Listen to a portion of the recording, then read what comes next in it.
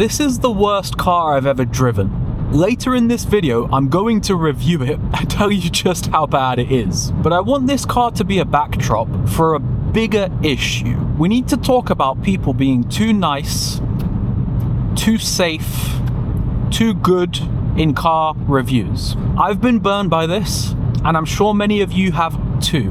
Let me tell you my story first. I bought a G87 M2 some years ago. Welcome to my G87 M2. And that was chiefly because of a review by Chris Harris. I was very disappointed with my ownership of G87 M2 because I didn't feel like it gave me the feel and feedback that I was really hoping for. It's a big part of why I started a review series talking exclusively about the way they feel. And in my head, that should be the purpose of a review.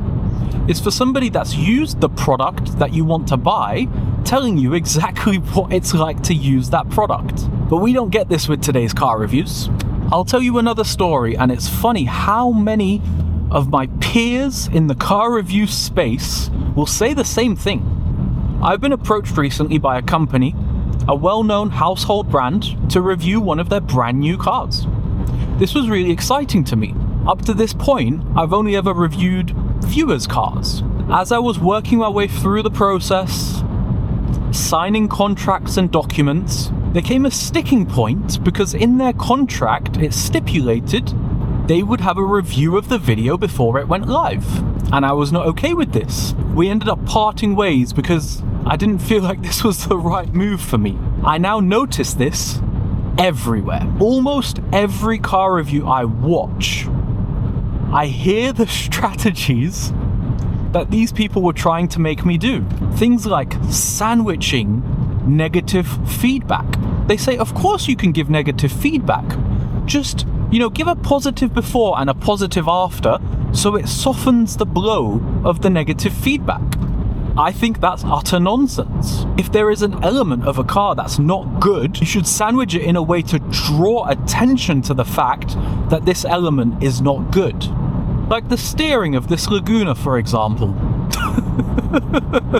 More on that later in the video. It also made me realize, although paying for reviews is highly frowned upon, the modern way reviews are done is by relationship. The people that get press cars are the people that the brands know it's safe to give press cars to, because they'll sandwich their complaints. They won't make a whole video about how a specific part of a car is not good. They're very brand safe. I think this stuff is unacceptable. A car is the second most expensive purchase you will ever make. For some people, it's the number one expensive purchase they'll ever make, especially if they're younger and they haven't bought a house yet. Allowing companies to screw us in this way is not acceptable. I really hope everybody gets behind me on this one and starts talking about this issue, because it cannot continue. So yes, I come across a touch direct in my reviews. It's because I'm trying to help you. It's because I'm trying to make sure that you are very well aware of the downsides of the cars that you might be looking to spend your hard-earned money on. I would die inside if somebody watched one of my reviews, went and bought a car as a result of it, and was then disappointed because their expectations didn't match up with the reality of what that car is. Because that's what happened to me. And I will never do that to somebody. Okay, Mick, enough preaching. Tell us about the Laguna.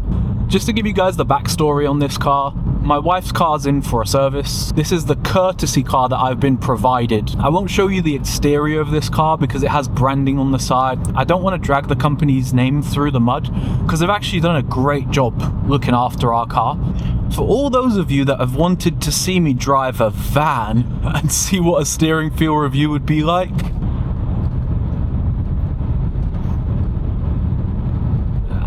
that's the suggestion.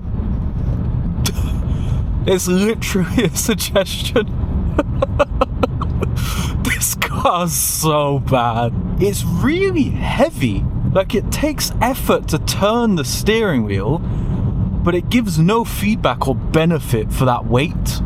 I will say, this isn't even the worst slop that I've seen in some steering, but it also doesn't get better in turns. The brakes genuinely scare me when I come towards corners. The engine is a 2-litre diesel. You would think I would get some torque, but I don't. It's just slow. That's full throttle.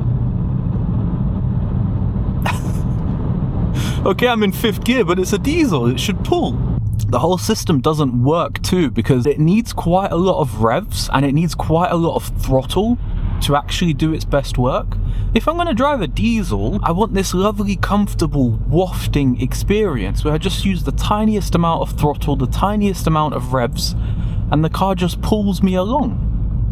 I don't want to work for it. Right now, just creeping along at 15 miles an hour, the entire car is vibrating with the feel of the engine. It's noisy. It's uncomfortable.